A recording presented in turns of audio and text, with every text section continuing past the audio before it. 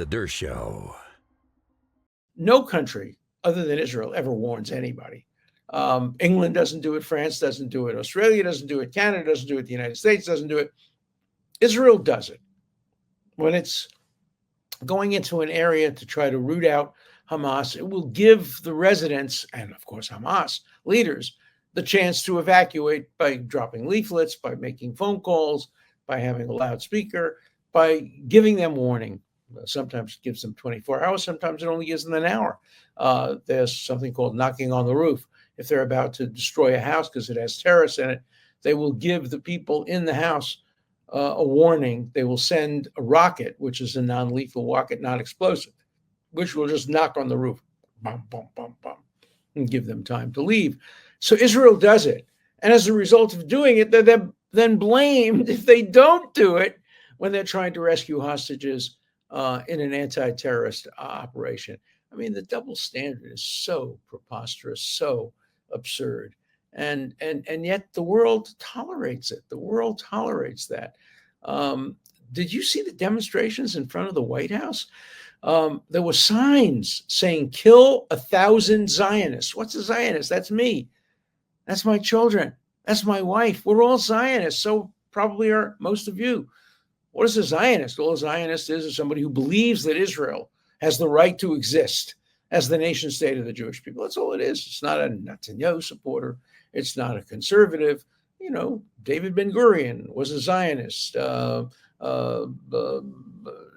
President Herzog of Israel is a Zionist. Yitzhak Rabin was a Zionist. All the peaceniks are Zionists. Kill 1,000 Zionists today. That's a call for mass murder. And they're parading in front of the White House supporting Hezbollah with signs supporting Hezbollah and Hamas. Hezbollah is a terrorist organization so designated by the United States State Department, and it's a crime to lend material support to a terrorist organization like Hamas and Hezbollah. Also, these so-called demonstrators are not demonstrators, they're supporters of terrorism. Also, what they did is they defaced statues of generals in Lafayette Park in front of the White House. Not a single arrest. Not a single arrest. And I bet you that's an order that comes from the top. It's probably not a police department order because the police department would almost certainly arrest people. I know these guys weren't arrested for defacing property, permanently destroying some property. But the president issued a statement, the White House issued a statement. It's a good statement, actually, saying we support peaceful protests, but not violent protests. But there were no arrests.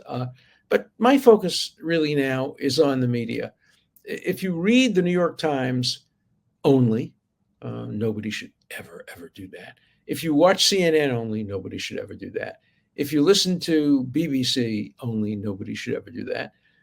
You believe that Israel had no right to go in and rescue its hostages, that it should have just left the hostages to be raped, impregnated. We don't know. They've been examined for pregnancy tests. We know that was one of their alleged goals. But just let it happen. Yeah, just here's our message to Hamas: kidnap Israelis, put them among civilians, so that Israel can't rescue them. Because if Israel tries to rescue them, even if they can, but if the result is that civilians in the area where they're being held are killed, they'll get criticized in the international community. It just encourages people to kidnap. Again, imagine if this were Americans. Now, there are some Americans.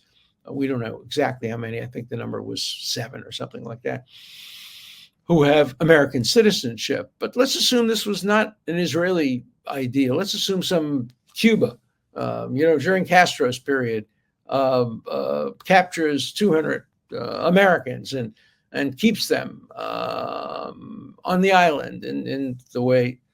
Do you think any Americans would resist going in there and getting them out if they could? Sure, you try to minimize civilian casualties, but civilian casualties are a part of a war. When a country declares war on you, and remember, the war against Israel is the war of Gaza against Israel, not Hamas against Israel. Why do I say that? There are some innocent people there. Yeah, but the Gazans voted overwhelmingly for Hamas.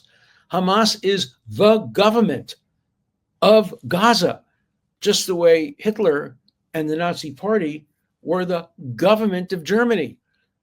When the United States declared war in January of 1941, they didn't declare war against the Nazi Party.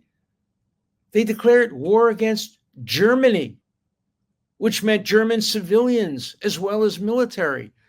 There's never been a declaration of war against a political party or even against a terrorist group. You declare war against a nation. Gaza proclaims that it's a nation. It's now seeking status as a nation in the International Criminal Court, the International Court of Justice. Hey, if you're a nation and you had elections, and they did, and you voted overwhelmingly, and current polls show that you would vote just as overwhelmingly for Hamas, you're the object of a declaration of war. And if your civilians are killed, that's your fault.